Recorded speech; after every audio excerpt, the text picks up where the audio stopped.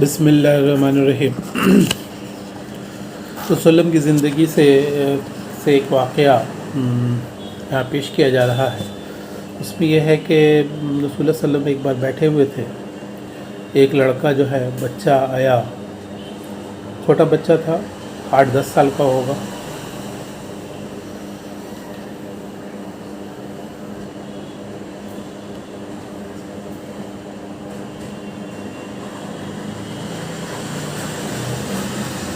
اس نے اپنے چچا سے کہا کہ چچا تھے جلاس بن سوید، چچا سے کہا کہ میں رسول اللہ کے پاس رہتا ہوں تو میں ان سے کافی متاثر ہوتا ہوں اور لگتا ہے کہ جسے قیامت میں آنکھوں کے سامنے گھوم رہی ہے۔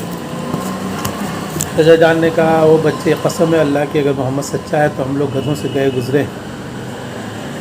یہ سننا تھا کہ بچے کا چہرہ کا رنگ بدل گیا اور وہ پریشان ہو گیا، اور اس نے تیش میں آ کر بولا کہ چچا جان، اللہ قسم، آج آپ کی بات سے مجھے بہت تکلیف ہوئی ہے، اور میں جا کر رسول اللہ صلی اللہ علیہ وسلم کو اس بات کا ذکر کروں گا کہ آپ نے ایسا ایسا کہا ہے۔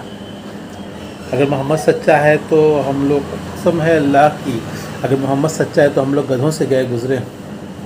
چنانچہ وہ بچے، چچا نے کہا کہ تم بچے ہو، تمہاری بات کو کون ویلیو لے گا۔ تو پھر اس کے بعد جو ہے وہ بچہ رسول اللہ صلی اللہ علیہ وسلم کی خدمت میں حاضر ہوا اور کہا کہ اللہ کے رسول، میرے چچا نے ایسا اور ایسا کہا ہے۔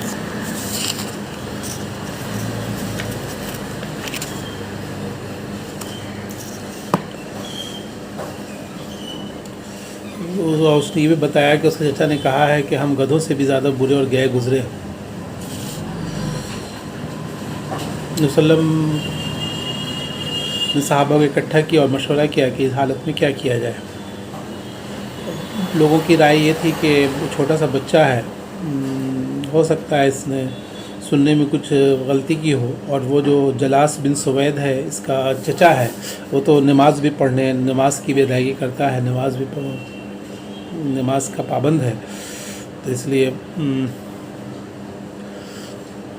اس کی بات کی اہمیت نہ دی جائے۔ وسلم جو ہے خاموش ہو گئے۔ بچہ جو ہے نے جب فیصلہ سنا کہ کوئی اس کے بات پہ کوئی ایکشن نہیں لیا گیا تو وہ رونے لگا، پریشان ہو رونے لگا۔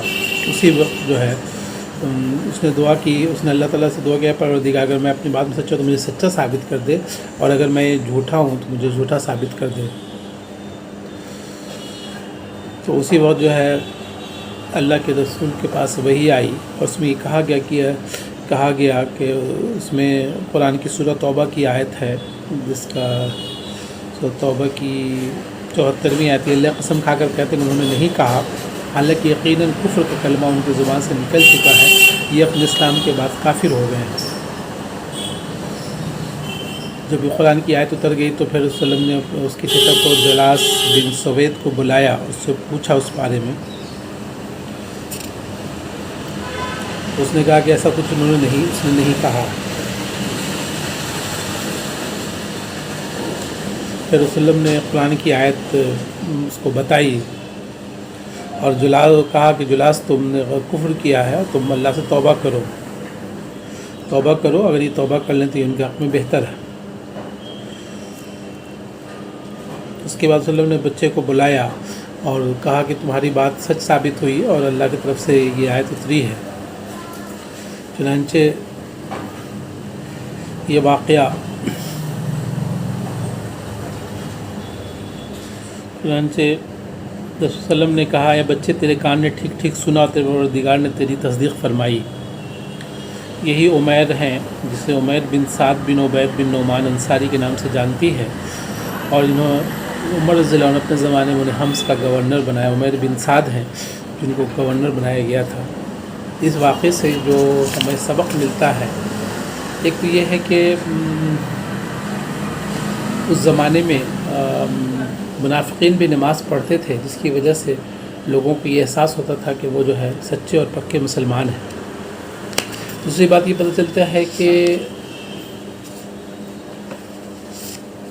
اللہ کے رسول مشورے سے فیصلہ کرتے تھے اور مشورے کو اہمیت دیتے تھے۔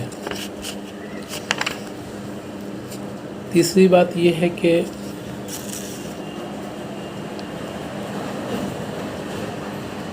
کبھی کبھی